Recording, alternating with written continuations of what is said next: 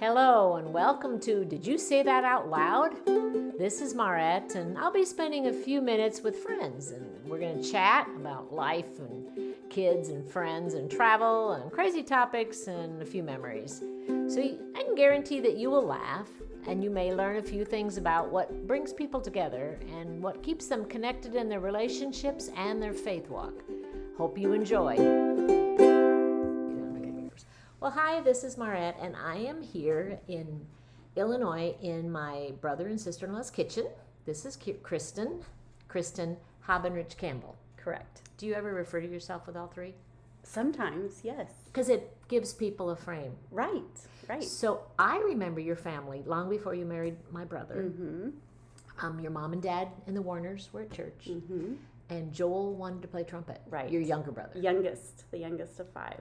Yeah. So your mom would come to my house. Uh-huh. And she would play with Tyler and Bailey. Right. And I'm sure I probably had the easier job. Yes, she does talk about how she often had to keep Bailey from whacking on Tyler when you'd think it was the reverse, because Tyler is the older one. And he was hefty enough, but Bailey was the more aggressive one. I'm sure nowadays she would like to whomp on him too. They were very, very close in age, and they were very, very good friends growing up. Yeah. They were inseparable, but they also, she would, Mm-hmm. That's Bailey. We love Bailey. So I'm sitting in your kitchen, and you have been known in our family to be the cook. Okay. And more than a few times when we'd come to your house, you would put food in front of our kids that they hadn't seen before. Yes. And the big one is goose poop. Goose poop, also known as couscous, right? Yes. We have laughed over that because then I started making it. Yeah. And I like couscous. Yes, it's so good. The rest of my family has not. Adapted their taste. Adley maybe, but definitely now. They called it goose poop. And you had a rule, because it was your house, they had to try it. They had to try it, yep. So we have giggled more than once about that. They never knew what they were getting with Aunt Kristin, did they? But you also always had dessert. Right. And we did not grow up having dessert as a normal food. It wasn't in the food group. Yeah. So dessert was special. Okay. Probably Sundays. But then again, we always had cookies and cake around because the farm, that's one thing you just... Oh, yeah. So to add calories. To us, it wasn't dessert. It was just normal. part of, It was normal. There's always cookies and there's always cake because my dad liked cookies and cake. And if you didn't have them at your house, then we walked up the lane to Grandma's. And she always had them? Grandma always had cookies. And Mother's rule was no eating before lunch. Right. So we'd go to Grandma's and our dad would be sitting there eating cookies. So we'd all eat cookies and look at each other. Nobody's telling your mother.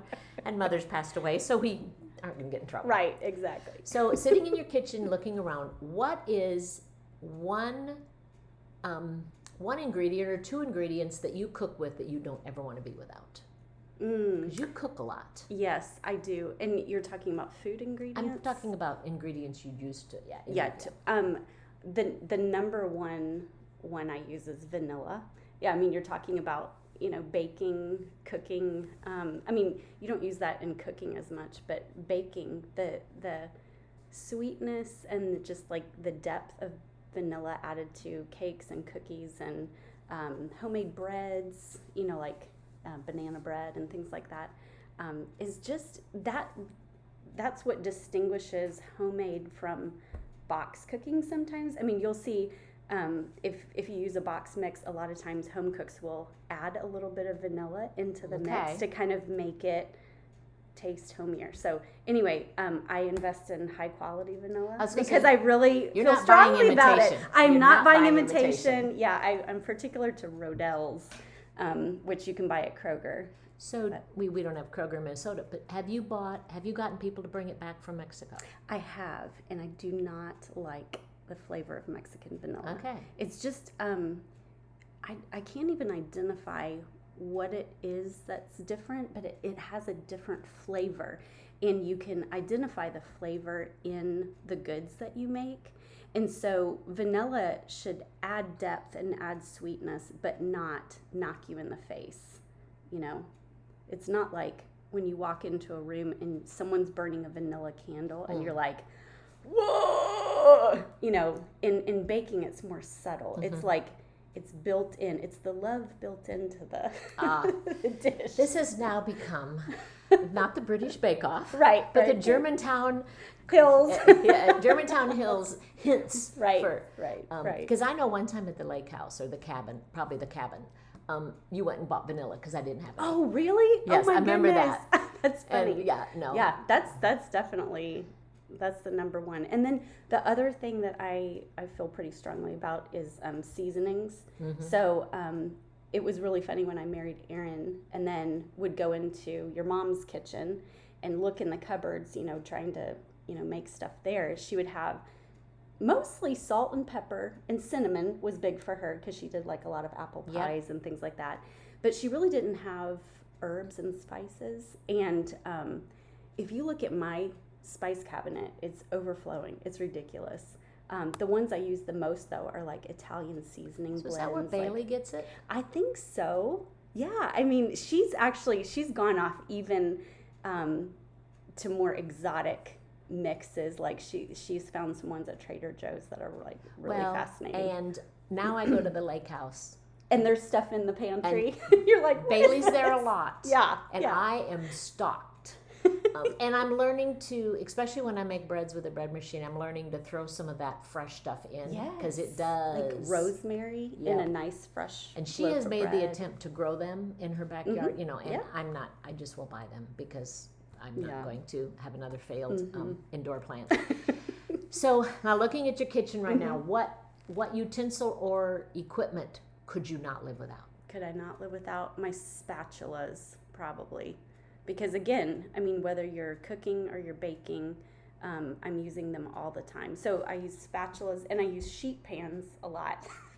You've got cookies, you've got sheet pan dinners, like, salmon and roasted veggies.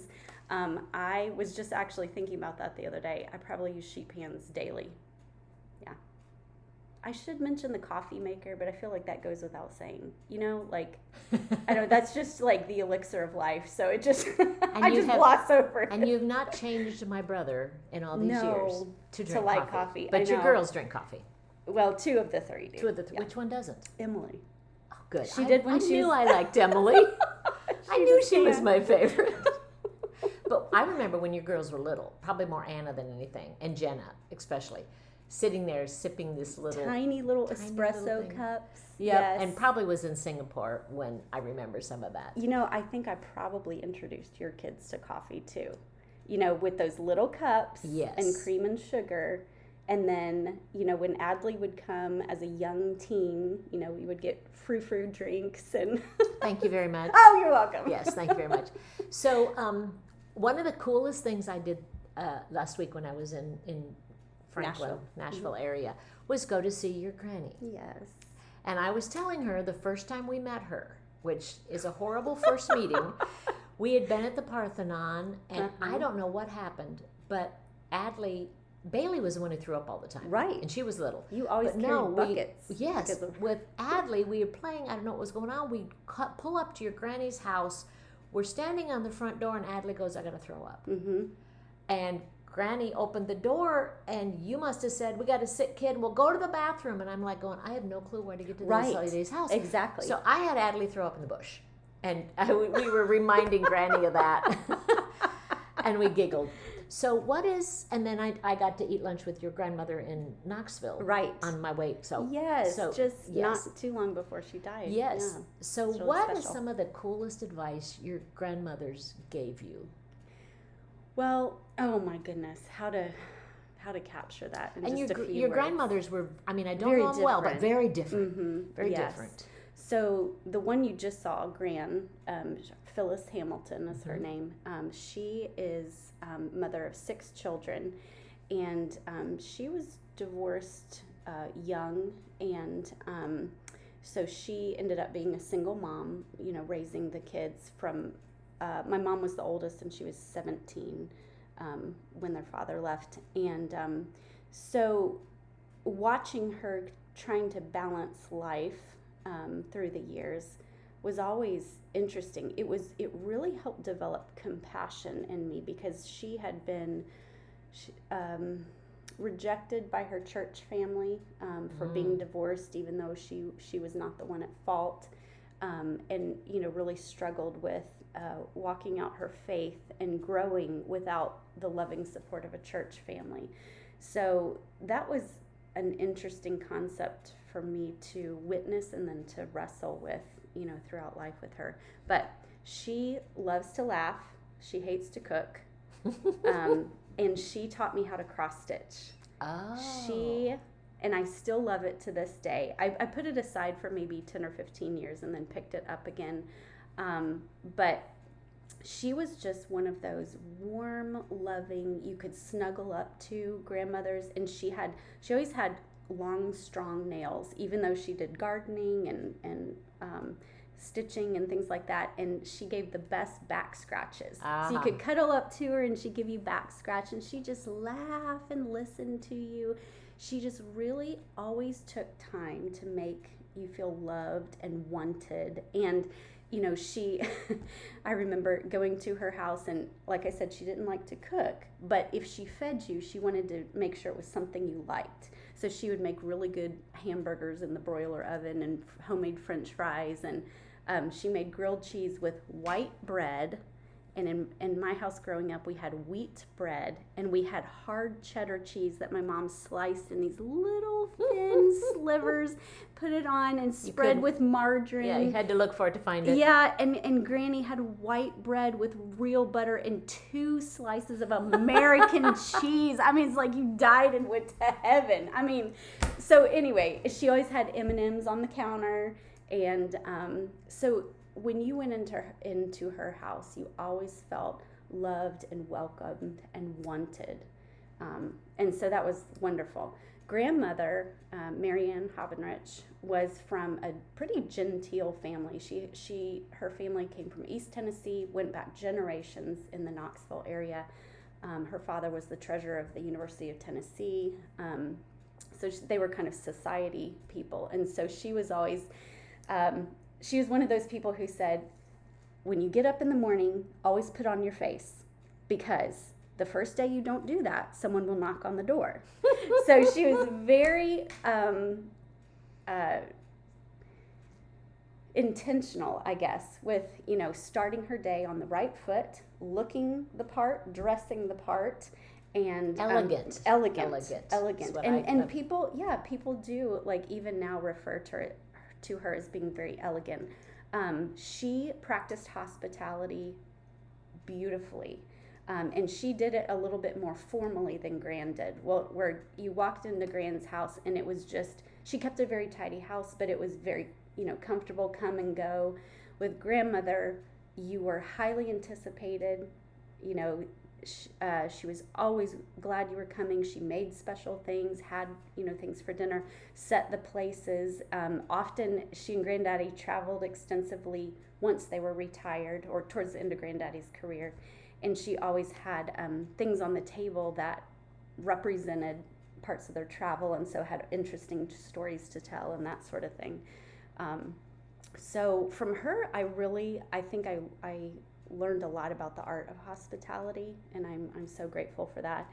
And both of them were pivotal for me as far as, in my formative years, going to their houses in the summer for weeks at a time. She did teach me to sew on the sewing machine, so that was neat. She didn't do a lot of it, but that was a fun skill to learn.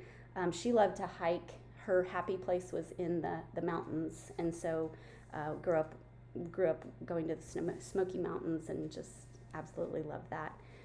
So the love of nature, the love of people, the love of sharing your home was really important. So, but both of them spoke into my life in words and deeds, And I'm not sure where the wild rice came into play.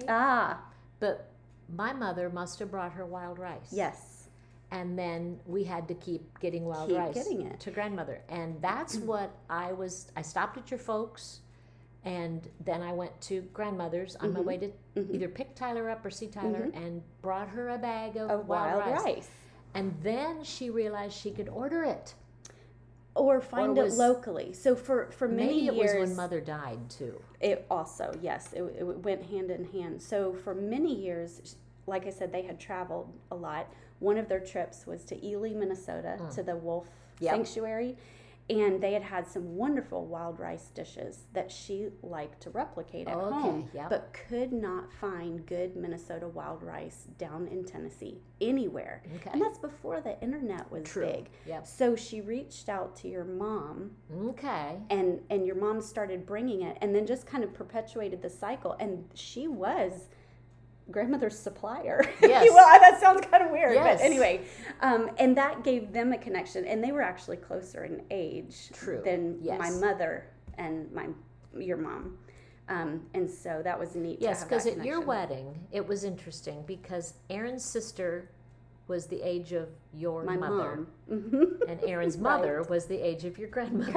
Correct. So kind of interesting. Yeah. Last question. Sure. You have traveled all around the world. Yes. And you've had that blessing of living in Singapore for 5 years? 4 years. 4 years.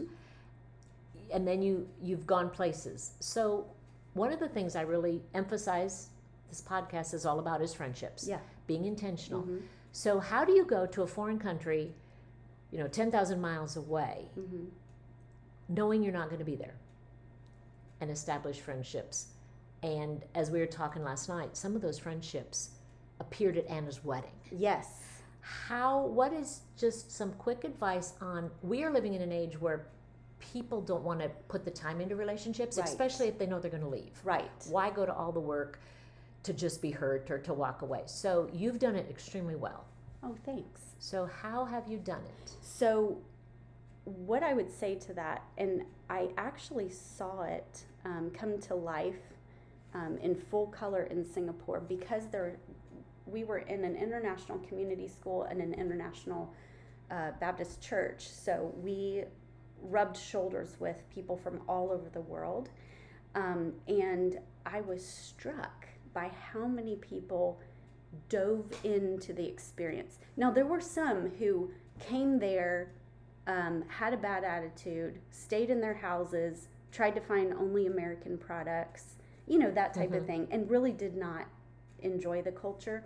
But I would say more people than not that we interacted with said, you know what, this is a once-in-a-lifetime opportunity. We're going to get in and make it everything we can make it. We are going to, and the fact that you're away from family makes it even more important to develop relationships quickly. But they were able to go deep fast because you knew that time was of the essence. You didn't know how much time you had. Most people there didn't know if they were there for 6 months, 2 years, 4 years. You didn't know. And so you went deep and fast. And I thought that was just a really, really good example for us all through life. Because isn't it true? We don't know when our last breath will be. True. Good point. And so, as much as we can, I think it's important to go deep fast. I am not a really good surface level converser. I don't think.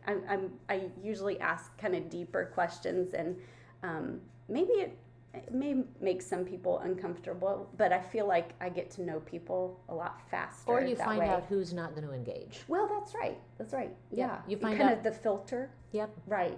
And we talked a lot about one of my conversations. I've been gone almost 3 weeks, and I've talked to a lot of people.